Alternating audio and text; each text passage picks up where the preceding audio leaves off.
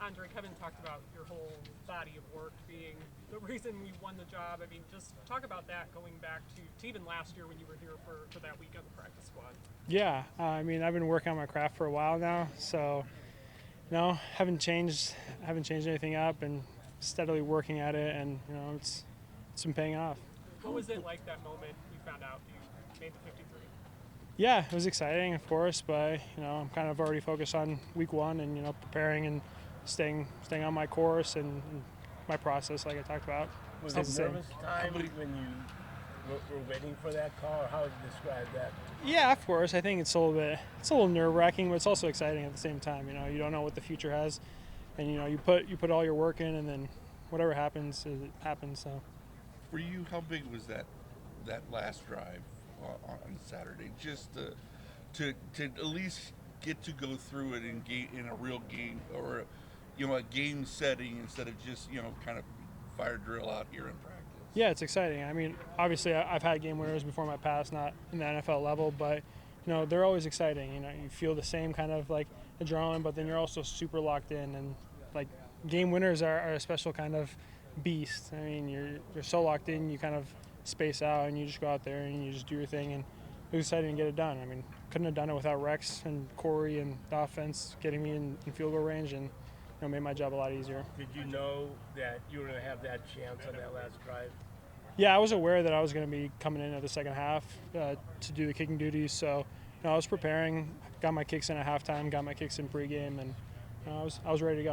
Andre, how have Corey and Rex really just helped you along, and how have you guys built that chemistry as a unit, and knowing how important that is in the kicking game? Yeah, it's super important, and I mean, they're like the best guys ever, so we have such a tight-knit group, and I'm just super excited to still be here with these guys. It's tough to see anybody leave. Dustin, obviously, getting his contract terminated today. He should get the job. So, I mean, for you, working with him, what did he mean to you, and what did he maybe impart on you before he was? Yeah, I mean, he meant a lot to me, and he's like one of the best guys like I've ever met, and we briefly caught each other in the locker room, and we said some nice words to each other, and I'm always going to be rooting for him, and I know he'll be doing the same for me, so I have nothing but love for him and respect. Who was the first person you called when you got the news? I called my girlfriend, and then my dad and my sister.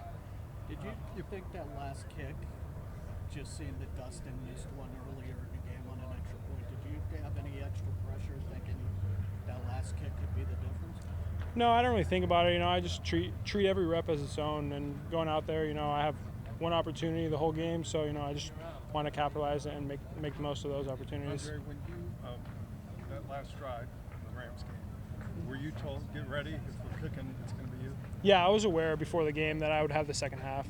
So I was, in the second half. yeah, I was preparing at halftime and stuff, and I knew, I was in the net every drive we had on offense that second half. Making that kick won you the job? I don't know, it's hard to say. I mean, I just try to put my best foot forward and have my process and just do my job, treat every kick as its own. Would you like to change jersey numbers now? I haven't given it much thought, honestly. We'll see, maybe. Dustin reach out to you at all after? I saw him briefly in the locker room, and we exchanged some words with each other, and there's nothing but positive things on both ends. And like I said, I just wish him the best and everything. I'm sorry if you already answered this, but just your emotions of going from kicking a game winner on Saturday, being in that situation, to finding out today that you're going to be the week one kicker. Yeah, I mean, I think there's a lot of emotion that goes into it. There's so much uncertainty in the NFL. I'm just super grateful to still be here, and I'm going to take advantage of every opportunity I get, and put my best foot forward. And so many kickers talk about the process. What does your process look like to make sure that you're the same guy every time? Yeah, I mean, just keeping level-headed, not letting the big moments get too big, and not letting the bad moments get too bad. Trying to stay even, and that's what I really worked on. I mean, growing up and just going through the kicking journey, so to speak. And yeah, just being older and more mature just helps a lot. In the offseason, how did you, I guess, work with Corey on, he gets the ball kind of spin and everything, like what you like, what he likes, and how that helps you in the kicking game? Like, I guess, how did you work through those details? Yeah, I feel like every kicker likes their own kind of lean and stuff, and how the hand looks when it's snaps coming and everything. we talked about it, and he's a great holder, and Rex is a great snapper, so makes his job easy, and then makes my job easy too. With the change in the kickoff rules the past couple of years, and more so this year, just how has that changed?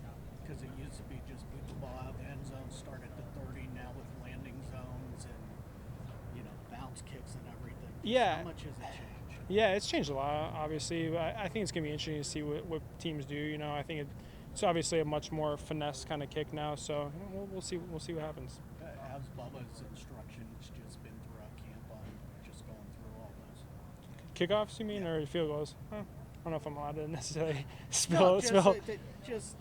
How just going through all scenarios and everything. How has he been? Yeah, I mean, as kickers ourselves, I don't think Bubba needs to tell us anything specific. We all work on different types of kicks and mess around with different leans and stuff, and junk balls and balls in the air. So I think it's all kind of unspoken that we just kind of all work on, have as many tools in the toolbox, so to speak. As evidenced by Dustin, I mean, a kicker's job, there's not a lot of security goes with that sometimes. How do you deal with that?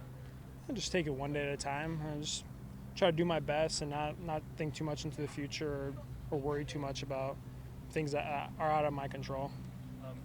Cleveland's not the easiest place to kick. Yeah, it's a great place to kick right now. But just, how do you prepare for that element? Something that's completely out of your control. Right. I mean, I grew up in Chicago, so going through high school and stuff, I've kicked in the colder weather and stuff, and just being a free agent too. I'm ready year round. You never know if you're going to be doing the UFL, which I ended up doing, or have a sign a futures deal. So I've been kicking in the cold weather, and my rookie year I was in Chicago, so the wind isn't super friendly there either. So, I feel like I've had a kind of a good grasp, and I've kind of understand how to play my ball in different kind of winds. Did you ever kick it all in Soldier Field? I did, yes, once. That's one of the that here in Pittsburgh are Yeah. supposedly the toughest. That's what I've heard, yeah. So I'm excited. It's a good challenge, but I think with that kind of challenge comes even more focus and preparation that comes into it. So. In what texture did you kick in Soldier Field? Oh, it was just a family. It was practice. Yeah. What's your dad and your girlfriend's name? Whoever else you said. Gianna, my girlfriend, and my dad, Eric. Jenna? Good guys. Hey, well, congratulations. Thank you. I appreciate it, guys. Thanks. Thank you.